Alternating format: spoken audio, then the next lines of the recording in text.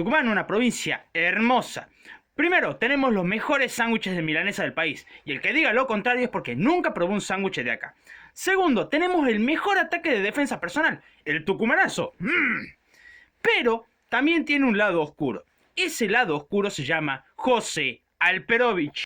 Alperovich fue presidente de Hacienda y Presupuesto de Bussi cuando fue gobernador. También fue legislador provincial en la década de los 90. En 1999 gana Julio Miranda como gobernador de Tucumán y José Alperovich pasó a ser el ministro de Economía. Recordemos que José Alperovich es contador público. Ahora, alguno puede decirme, che, ¿pero qué me estás hablando si es peronista? No es radical. Lo que pasa es que en el año 2001, con De la Rúa de presidente, con toda la crisis económica, lo que hace Alperovich es darse de baja de la UCR y afiliarse al Partido Justicialista, o sea, al peronismo. Ahora, ¿por qué toda esta introducción de la historia política de Alperovich? Porque quiero que vean que más allá de la condena de ayer, hay muchas cosas turbias por detrás. Por ejemplo, cuando él ya empieza a ser gobernador. Ya llegamos a eso. En el año 2003, Julio Miranda propone a Alperovich como posible gobernador. Problema, la Constitución provincial, aquí en mi mano, de 1990 decía que el gobernador tenía que ser del culto católico, en cuanto Alperovich es judío. Por lo tanto, había un pequeño problema con eso, se pudo resolver y pudo ser electo gobernador para el año 2003. ¿Cuál fue el problema? Alperovich tuvo 3 gobiernos consecutivos. Sin embargo, la Constitución con la que él asume permitía solamente uno. Por tanto, ¿cómo puede ser que haya sido gobernador desde el año 2003 al 2015? Pisoteando la Constitución provincial. ¿Por qué? En el 2006 se hace una reforma constitucional de la provincia en la cual iba a ser recién aplicada a partir del 2007. Consecuencia, él fue reelecto para el 2007, pero esa reelección contaba como su primer mandato. Esto me tuvo que asesorar un abogado porque la verdad es que me parecía muy turbio, pero lo raro es que al contar como su primer mandato podía volver a ser reelecto. Y acá viene lo que siempre les repito. Si nosotros no estudiamos, vamos a poner en el poder a cualquier zángano, a cualquier delincuente. ¿Y saben por qué se los digo? Porque su reelección, o sea, su segundo mandato, fue elegido con el 78% de los votos. Ahora bien, en su tercer mandato, iniciado en el año 2011, él fue electo con el 69,89% de los votos. Posterior a su tercer mandato, pasó a ser legislador nacional por parte de Tucumán.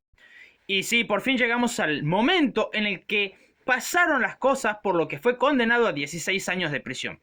Pero no es lo único que hizo Alperovich. Podríamos remontarnos al año 2013, cuando fueron los saqueos, en los que las concesionarias de autos de Alperovich se vaciaron, o sea, no había un vehículo días antes de los saqueos. Posterior a los saqueos volvieron a tener vehículos. Algo raro había o algo sabía. Pero eso es tema para otro video.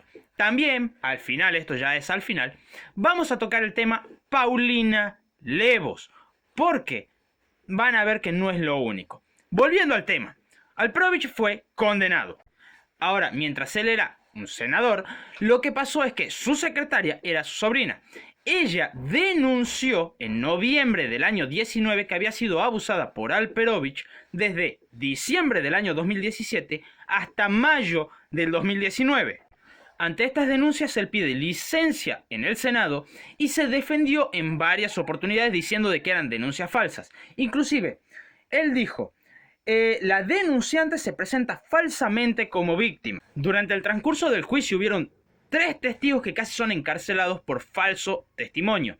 Sin embargo, hay una frase que resuena bastante, no solamente por quién lo dijo, porque lo dijo el primo hermano de Alperovich, o sea, el padre de la víctima, sino por todo lo que conlleva, no solamente en el caso Alperovich, sino en general en la política. Y cito, después pasó el tiempo, 2010, ya no era más José, tenía otra mirada, otra postura, otra actitud.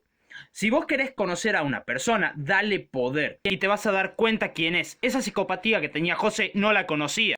Ahora bien, de todas las acusaciones desde diciembre del 17 a mayo del 19, solamente fue acusado por 9 de ellas. Ahora, algunas son con acceso y otras con no acceso carnal, pero eso fue lo que le dio los 16 años de prisión, así como también y es una obviedad, pero inhabilitación perpetua para ejercer cargo público. Y acá es donde toma importancia el hecho de haber hecho el trayecto político de Alperovich, porque vamos a situarnos en el año 2006. Para que vean el nivel de poder de Alperovich que tenía acá en Tucumán, no solamente logró una reforma constitucional, sino que además logró una reelección que no debía haber sido permitida, sino que además logró otra reelección que tampoco debía haber sido permitida, y poder tapar un caso tan importante como el de Paulina Levos, la cual el 26 de febrero de 2006 salió a un boliche. Salió del boliche, se subió a un taxi y nunca llegó a la casa. Le encontraron posteriormente sin vida, pero acá viene lo llamativo, por decirlo de alguna forma, porque el caso no se pudo resolver. Pero no es que haya sido un crimen meditado y perfecto como en las películas, sino por aquellos que fueron acusados de cómplices de este delito. Gabriel y Daniel Alperovich, hijos de Alperovich, de José Alperovich.